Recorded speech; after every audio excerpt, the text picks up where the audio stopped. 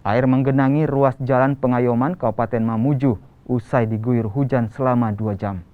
Air setinggi 1 meter membuat pengguna jalan kesulitan melintas. Bahkan beberapa di antaranya terpaksa putar balik.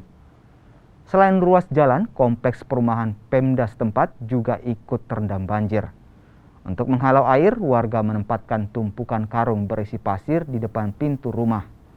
Salah seorang pemilik rumah di kompleks Pemda mengatakan hujan deras membuat debit air sungai meningkat hingga meluap dan menggenangi permukiman.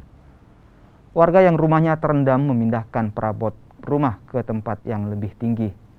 Kawasan ini kerap menjadi langganan banjir setiap hujan lebat mengguyur kota Mamuju.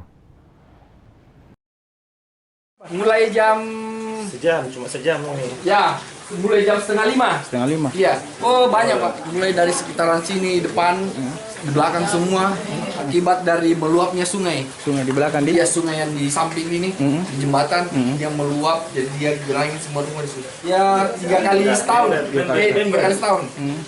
Sering. Iya, sering. Pokoknya sekali hujan, 1 kali tiap tahun. Tiap tahun. Iya. 1 tahun.